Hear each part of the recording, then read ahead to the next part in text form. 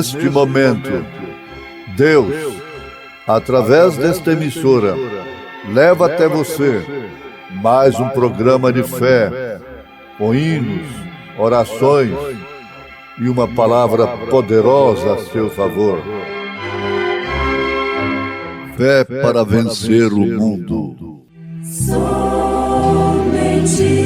crer, somente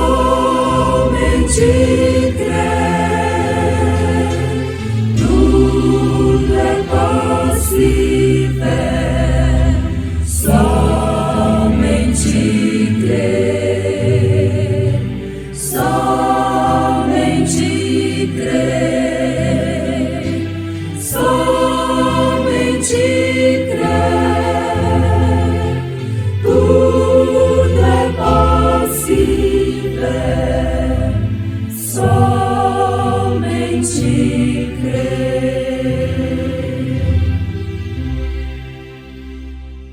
Visto como o seu divino poder nos deu tudo que diz respeito à vida e piedade, pelo conhecimento daquele que nos chamou por sua glória e virtude, pelas quais ele nos tem dado grandíssimas e preciosas promessas, para que por elas fiqueis participantes da natureza divina, havendo escapado da corrupção que pela concupiscência há no mundo.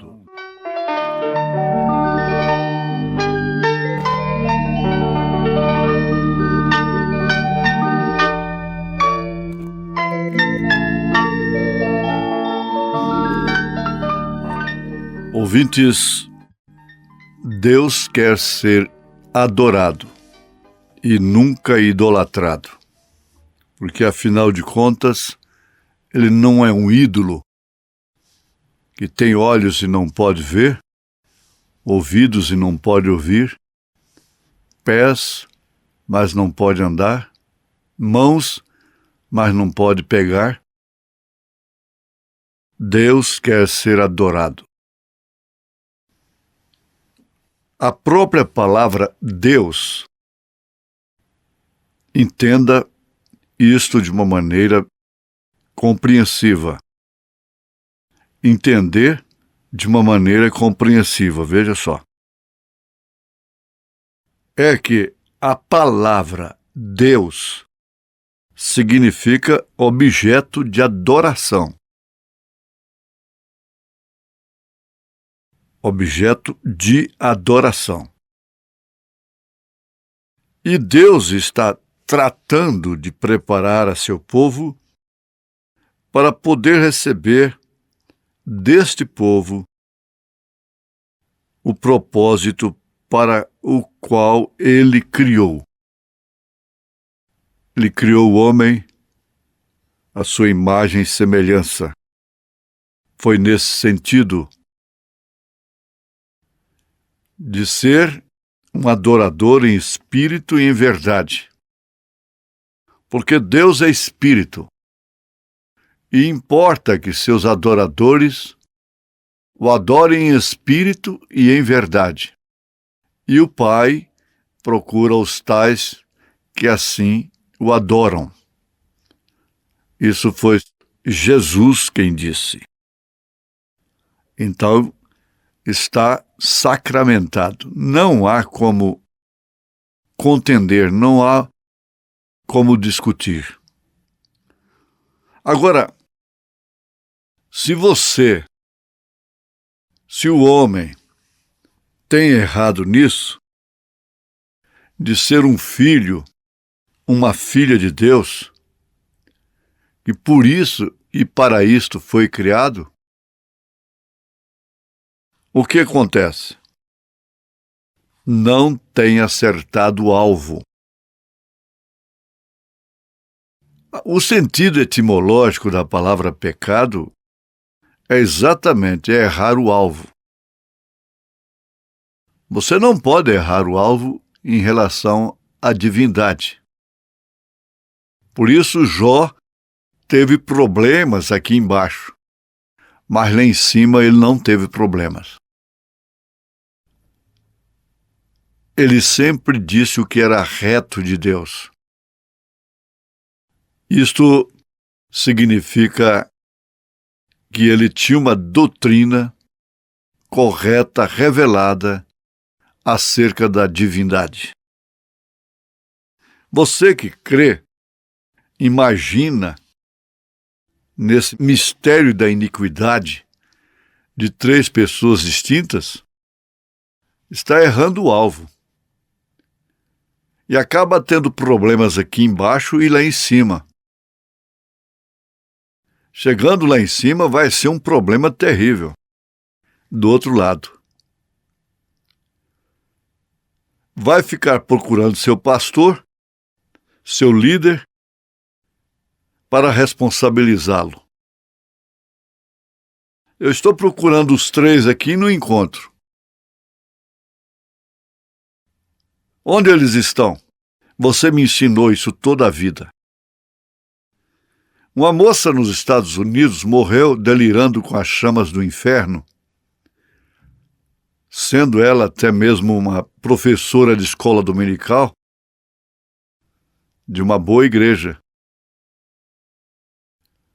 E ela, desesperadamente, diante da morte, dizia para o seu pastor: você mentiu para mim. Você é um mentiroso. Você está enganando o povo. Eu estou indo para o inferno por culpa sua. Que coisa terrível. Está escrito em Hebreus capítulo 13 que o pastor dará conta das almas que estão sob os cuidados dele. Mas por quê? Porque elas se perdem. Não resolve muito você ter alguém a quem você possa culpar. Não resolve. É, na verdade, muito mais pesado para quem ensina, para o líder. Não resta dúvida, mas exatamente porque o povo se perde. Olha, gente, tem que ser bem claro, o povo vai para o inferno por causa dos líderes. Por isso nós temos de ter a certeza absoluta de que ensinamos a verdade. Quando São Paulo despedia da igreja de Éfeso, está escrito em Atos dos Apóstolos, capítulo 20. Pelo Espírito ele disse: olha, eu estou vendo que vocês não verão mais o meu rosto. Essa é a última vez que eu passo por aqui. Bem-estar convosco. Mas eu estou livre do vosso sangue, porque não deixei de vos anunciar todo o conselho de Deus. Ele chegou a dizer assim, que reduziu o corpo dele à servidão, para depois de ensinar a muitos, pregar a muitos, ele mesmo não viesse a ser reprovado, porquanto o evangelho que ele pregava era assim diz o Senhor. Ele disse: se alguém é espiritual, cuida que isto é assim diz o Senhor, é de Deus. Ele falava com convicção: eu recebi do Senhor o que também vos ensinei. Ele não recebeu de Gamaliel. Ele não recebeu da universidade. Será que não dá para ver isso? Era um doutor? Era. Mas o que foi que ele usou? Ah, não. Até o rei Agripa disse: Paulo, as tuas muitas letras te fazem delirar.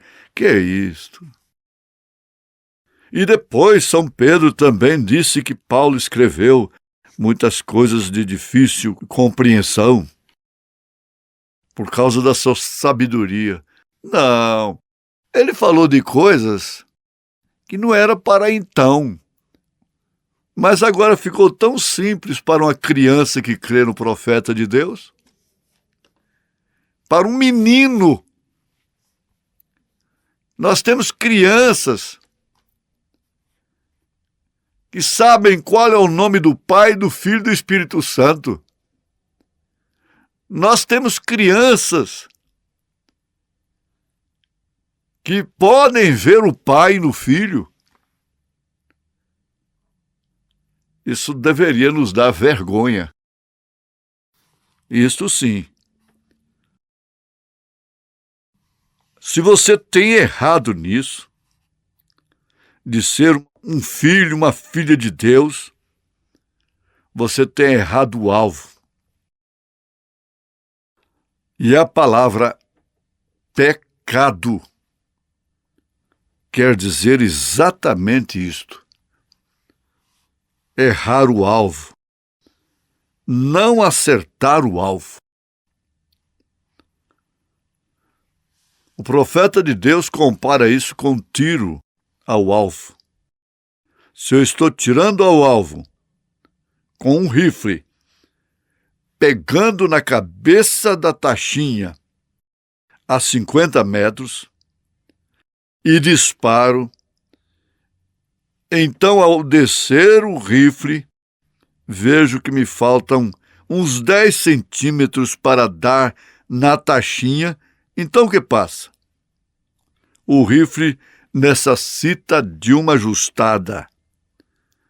Ou você está com algum problema na visão, você está com algum problema nos nervos, está tremendo, não está mantendo a coisa ao alvo. Sabe-se por quem andou com ele, por intermédio de quem caçou com ele, nas selvas, nos desertos, e que ele era acostumado a colocar as seguintes balas no mesmo buraco da primeira. A uma longa distância, mais de 50 metros, uma bala. Era um exímio atirador. Isso tem a ver o natural com o espiritual? Sim, porque ele não errou o alvo. Ele tem nos ensinado o conselho de Deus. A mensagem só vem nos mostrar o que a Bíblia quer nos mostrar nesta era, nesta última era. Vem mostrar os 2 mistérios que Paulo falou e que na época era muito difícil para eles entender. Do mistério da iniquidade, que parte daquele que está sentado num trono, parecendo com Deus, que goza de uma infalibilidade que lhe outorgaram politicamente, religiosamente, coisa que Deus nunca deu para homem algum. Infalibilidade. Deus me livre de ser homem infalível. Veja só como que a coisa é totalmente diferente. Se eu acerto o alvo quanto à fé em Deus, ou quanto a ser um cristão, então está tudo bem. Mas se não, estamos em pecado. Ah, fulano caiu em pecado. Ciclano caiu em pecado. Aí classificam pecados. Pecados sociais, etc, etc.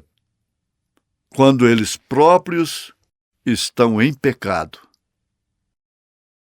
Se tivesse o mínimo da consciência que aqueles que iam apedrejar a Maria Madalena não teriam coragem de te atirar uma pedra sequer.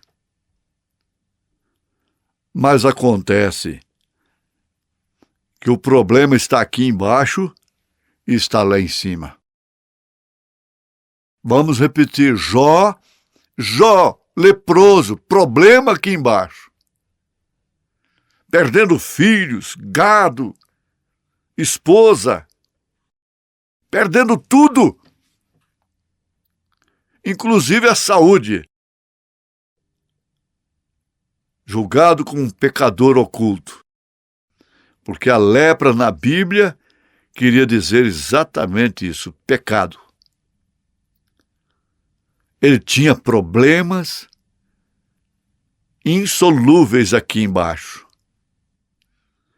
aterrecedores,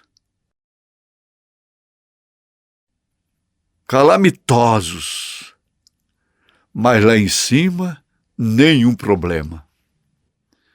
Nenhum problema contra o Jó. Aleluia! Nenhum problema contra você. Lá em cima, quantos problemas você tem aqui embaixo? Talvez você não dá conta de contar.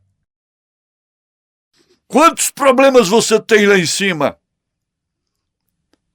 Não tem. Não tem, porque isso é por representação. Nós vimos que temos, de fato, uma nuvem de sangue. Não a química, mas o atributo salvífico de Deus. Confirmado, autenticado pelo Calvário, que nos mantém limpos diante de Deus. Por isso que Isaías disse vossos pecados. Ele não falou vossas almas. Veja isso em Isaías capítulo 1. Veja só. Ainda que os vossos pecados, não as vossas almas, sejam como escarlata, se tornarão brancos como a neve, os pecados. Alvo como a branca lã. Que expressão tremenda do evangelista do Velho Testamento. Isso sim que é religião, é do profeta Isaías. Isso sim que é religião, do profeta Ezequiel. Isso sim que é religião, gente, do profeta Jeremias, que diz: Deus é Espírito, enche os céus e a terra. Isso é que é religião, do profeta Daniel. Apocalipse do Velho Testamento. Isso é que é religião dos profetas e dos apóstolos. Religião é dos profetas e dos apóstolos. É a única que religa o homem a Deus. É a única, gente. É dos apóstolos e dos profetas.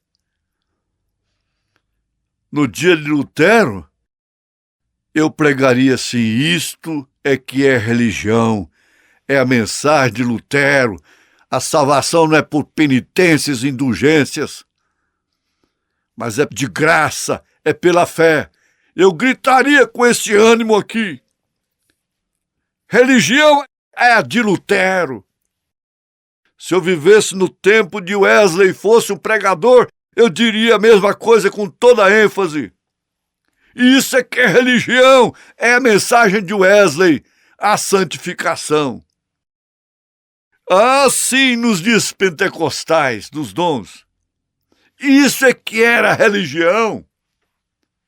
As pessoas realmente saíam do mundo em troca dos dons carismáticos. Não se envolviam com a política, com o comércio do evangelho, com o comércio da música. Os pentecostais foram a chama viva. Aquilo é que era religião. E agora? Agora estou vivendo. E grito. Isso é que é religião, é de William Branham.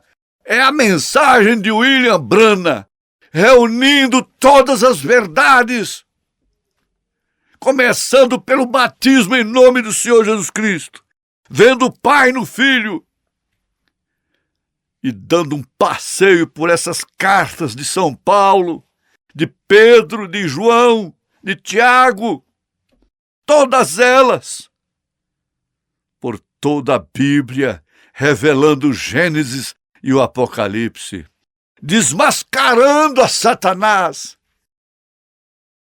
Para quê? Para simplesmente vencermos um pleito? Para simplesmente sermos ovacionados? É isto? Não. Não e não. Não é para isto. É para levarmos todos quantos estão ao nosso alcance para a glória eterna, o paraíso eterno, para as bodas do Cordeiro, para o milênio. Mas tem uma coisa, o rifle tem que ser ajustado, tem que ir no oftalmologista de cima, no grande doutor Jesus Cristo, através de seu mensageiro do dia, para consertar esta visão. Pedro disse exatamente nessa carta, 2 Pedro capítulo 1, aquele em quem não habita essas coisas é cego, nada vendo ao longe, como vai acertar o alvo? Não tem como acertar o alvo. Às vezes numa bamba, põe uma bala ali no alvo, mas depois erra. A corrente não é mais forte do que o seu elo mais fraco. O Espírito Santo nas Escrituras, ajustando, trazendo o tiro diretamente sobre o alvo. E isso nos deixa em plena condição para termos, então, uma construção de um edifício, de uma pirâmide, com 7 degraus. Fé, virtude, conhecimento, temperança, paciência, piedade e amor fraternal. Que grande bênção nós recebemos agora. Que bênção Deus nos deu. Tome posse da sua bênção. Declare sua cura agora por esta verdade. Em nome de Jesus Cristo. Amém.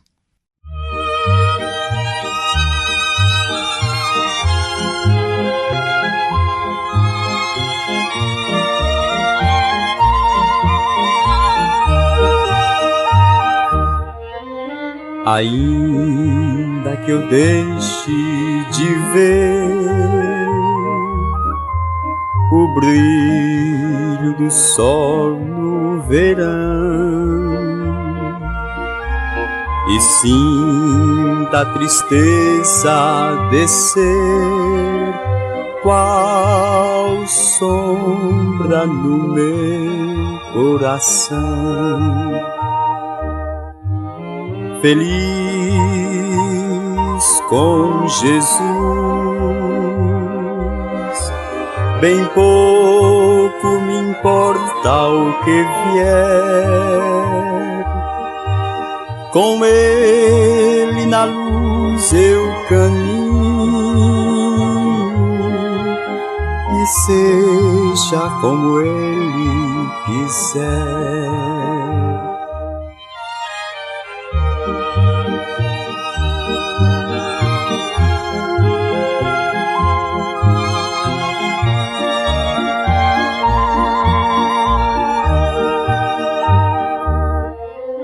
Ainda que o amigo melhor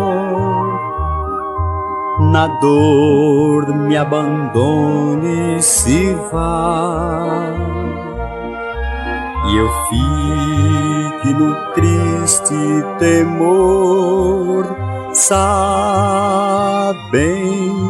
que amigos não há. Feliz com Jesus, bem pouco me importa o que vier, com Ele na luz eu caminho, e seja como Ele quiser.